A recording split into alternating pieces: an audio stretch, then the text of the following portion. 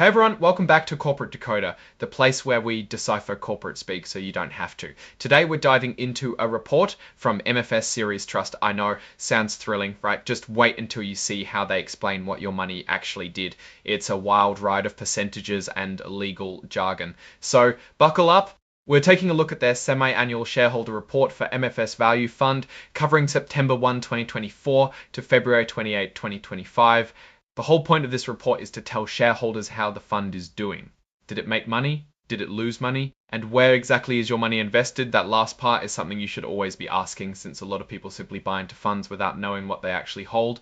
Let's jump straight to the money matters. The report talks about fund expenses, showing how much it costs to manage a hypothetical $10,000 investment.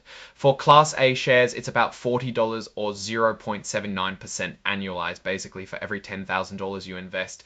$40 is not an insane amount per $10 you invest. $40 goes toward management fees each year. There are other share classes like Class B and C, which cost more, around £77 per $10 you invest. $40 toward management fees each year. There are other share classes like Class B and C which cost more, around $77 or 1.54%. These fees eat into your returns, so it's important to be aware of them. It's not an insane amount per $10 you invest. $40 goes toward management fees each year. There are other share classes like Class B and C which cost more, around £77 per $10 aware of them. It's not an insane amount per 10 as you invest. $40 goes out toward management fees each year. There are other share classes like Class B and C which cost more. Then we get a snapshot of the fund's overall health. Total net assets are around $58.7 billion. That's a lot of money being managed. The portfolio turnover rate is low, only 6%. This means the fund isn't actively buying and selling stocks frequently, which can be good if you want a stable strategy and bad if you want them to take risks and beat the market. Finally, they are only invested in 72 holdings, which means they are quite confident on the positions they did take. Now, where's that $58.7 billion actually sitting? The report breaks it down. About 99% is in equities, plain stocks. The rest 1% is in money market funds, like a savings account for the fund. The equity investments are further split into sectors. Financials take the biggest slice, almost 30%. Industries like industrial manufacturing and healthcare are also heavy hitters, both coming in at roughly 15%. Utilities are also at 8.9%, so as you can see, they are betting on the classic value areas. What stocks does this fund hold a lot of? The Progressive Corporation is the leader here, sitting at 4.4%, followed very closely by JP Morgan Chase, which holds 4.3%. Other companies in their top 10 are Cigna Group, McKesson Corp, and Marsh & McLennan Inc.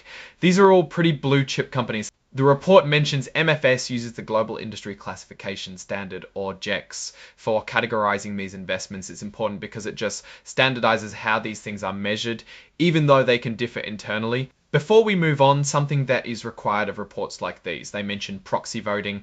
Investors can vote on company issues, and MFS publishes their proxy voting decisions. It allows you to keep them honest. The same information is repeated for other classes of shares like Class B and Class C. We don't need to bore ourselves to death with each of them, and in any case we only really care about the big picture of the fund performance rather than the little specifics of each share class. The report then moves on to MFS Low Volatility Global Equity Fund. Another fund with a different investment strategy. We can do the same basic analysis. The fund expenses for the Low Volatility Fund are again broken down by class. Class A costs about $49 or 99%, while Class B is way more expensive at $86 or 1.74%. As always, you want to keep your expenses low and see how your broker is stacking you here. The net assets are significantly smaller than the value fund, though sitting at just $265 million. Portfolio turnover is 12%, a bit higher, but still in the same general range. Portfolio structure is super simple. Equities take up 100% of the holdings. No money market funds in there. Their top 10 holdings are McKesson Corp, 3.3T Pansent DBS Group Holdings, Limited 3.2 Cent, and Colgate Palmolive Co. 2.8. These are quite different from the value fund, which makes sense since it's a completely different strategy. A major thing to point out here is a lot of their money sits outside of the USA, with allocations to other countries such as Canada, Japan, Singapore, and Switzerland. We didn't see any of that in the first value fund. They move on to MFS US Government Cash Reserve Fund, a fund that is focused on safety and preservation, something for a very different type of investor than the tech fund. The cost here is much lower, with costs around $21 or $22 per 10,000. These are significantly lower than many equity funds. Net assets are about $475 million, and it has very few holdings, just 19 securities. This just proves how concentrated they are on doing one thing in this fund. US Gov, what are they holding? About 67% is in US Treasury and US government agency securities. The remaining 33% is in repurchase agreements that are collateralized, secured by these same entities. As for equity positions, this fund has no money in the stock market at all, which makes sense since it's all about that low risk. Lastly, there's the MFS New Discovery Fund. Here, Class A shares are going to ding you about $62 per $10,000 invested. Net assets are much larger, sitting above $2 billion. Their portfolio turnover is also a little higher, 32%. What's their structure? Well, equities are 96.1% and money market funds are 3.9%. Where do the equities sit sector-wise? Healthcare gets a big chunk, about 25%, with industrials and information technology clocking in at roughly 20% each. Not very diversified, as you can see from this concentration. It's basically a healthcare, industrial, and tech fund.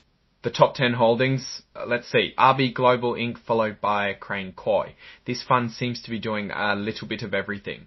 So after going through this, what do I think? Well, MFS offers a range of funds with different strategies, which is nice to see because investors have varying goals. MFS Value Fund seems solid. The fact they invest in very few companies shows they have strong conviction. On the other hand, its expense ratio is a bit higher and its portfolio turnover is low, which doesn't really allow it to benefit from momentum. The low volatility equity fund seems more niche, focusing outside the US while keeping volatility down, which can be good in a market downturn. They do this by investing in safer names like toothpaste, insurers, or utilities.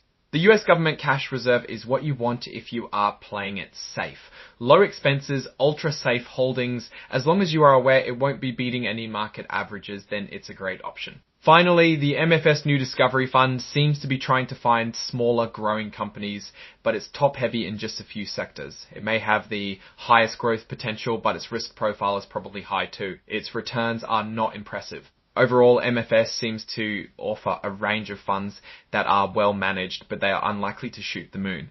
Thanks for watching. If you enjoyed this corporate deep dive, please subscribe and like and leave a comment below. What are your favorite funds that you feel are stable long-term performers? What do you think about MFS funds?